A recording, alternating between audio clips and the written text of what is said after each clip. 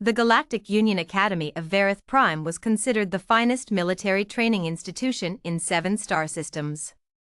Species from across the known galaxy sent their best and brightest to its gleaming towers, its gravity simulation chambers, and its legendary combat arenas. It had produced admirals, ambassadors, war heroes, and planetary governors for 300 years. It had never, in all that time, produced a human graduate. Until Zarya.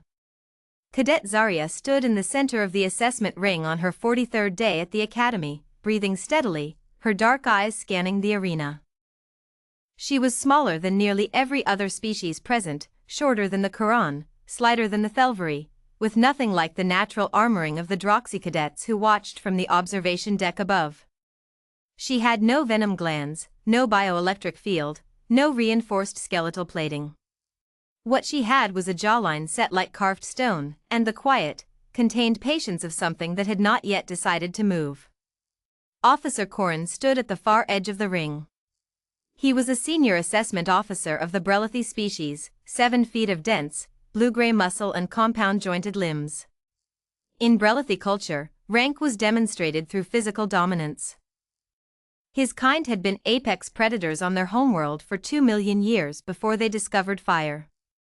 He had served the academy for 19 years. He had broken 3 cadets in assessment rings.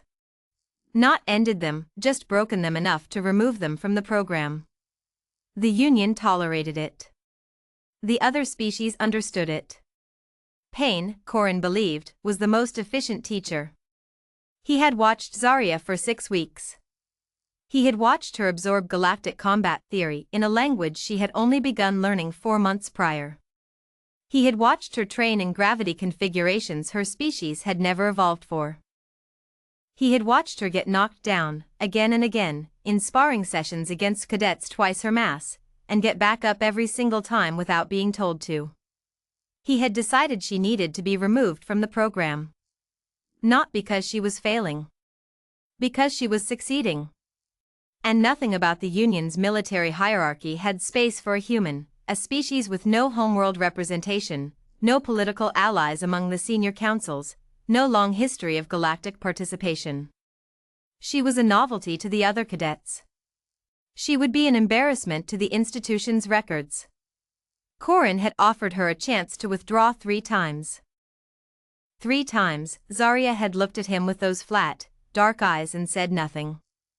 Today was the formal assessment. Combat evaluation, single opponent, no augmentation. He had assigned himself to the opposing side. The signal chimed. Corin crossed the ring in 3 strides. He didn't go slowly, that wasn't the point. He reached out with his primary hand and struck her across the face, open-palmed, a blow calculated to stagger a Brelathi trainee. Against a human, it was meant to end the assessment immediately. Zarya's head snapped sideways. She took a single step back. Then she turned her head back to face him. There was a line of bright crimson at the corner of her mouth. She touched it with the back of her hand, looked at the blood, and something in her expression shifted. It was not fear. It was not fury, not quite. It was closer to the look a creature gets when the last restraining thought has been considered and quietly set aside. She moved. Corin had expected her to retreat, or swing wildly, or freeze. He had not expected what happened, which was that she dropped under his guard in less than a second, seized his primary wrist in both of her small hands, and leveraged the full torque of her compact body against the weakest joint angle of his elbow. She didn't try to fight his strength, she redirected it, fed it back through its own momentum at the one angle his species' physiology had never needed to protect. His arm bent the wrong way. The sound it made was very quiet. Corin was on one knee before he had processed what had occurred. He felt her behind him, she had moved again, impossibly fast, and then her forearm was across his throat, and she was using the structural geometry of his own neck against him, applying pressure at the carotid analog that Brelathi physiology shared with 60% of known species, because blood still needed to reach a brain, and brains still needed oxygen. And the universe had only so many solutions to that problem regardless of which star you evolved under. He tried to rise. She rode the movement with him, adjusting, weight distributed like she'd been doing this for years. Because she had. Humans had been fighting each other, for food, for territory, for survival, for sport, for reasons they themselves sometimes couldn't explain, for 200,000 years. They had developed wrestling, and boxing, and striking arts, and grappling systems, and dirty improvisational brawling, and they had refined all of it across generations because on their death world, stopping wasn't an option. The creatures that ate them were bigger. The winters that killed them were colder. The diseases that hunted them were invisible. And still they had survived, because they had learned deep in their bones, deep in whatever ancient circuitry ran beneath conscious thought, how to find the weak point in anything. Officer Corrin was a 7-foot apex predator from a warrior culture. He was also standing on a fulcrum Zarya had been balancing for the last 8 seconds, and when she shifted her weight for the final time, his knees hit the deck with a sound like 2 boulders meeting. She released him. She stepped back. She stood breathing hard, blood still at the corner of her mouth, and waited. The arena was silent. 47 cadets from 11 species stood on the observation deck above, and not one of them made a sound. The Droxy, whose species communicated partly through involuntary skin coloration, had gone entirely pale.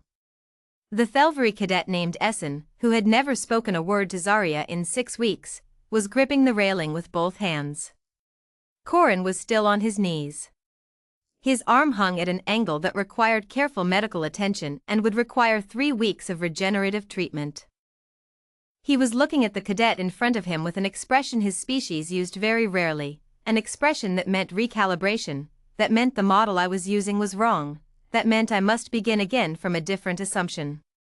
He said, in Galactic Standard, very quietly, "Assessment complete." Zarya said nothing.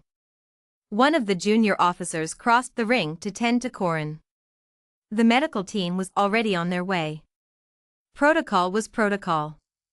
Zarya walked to the edge of the ring and picked up her water canteen and drank from it. Above, on the observation deck, Cadet Essen said something in Thelvery that didn't have a standard translation, something approximately meaning "I have seen a thing today that will live in my memory until I die," and then, slowly, began to applaud. It was not the custom of any galactic species present to applaud in that fashion. It was a human gesture. Essen had learned it from Zarya herself, 6 weeks ago, watching her celebrate a sparring partner's good technique. One by one, the others joined.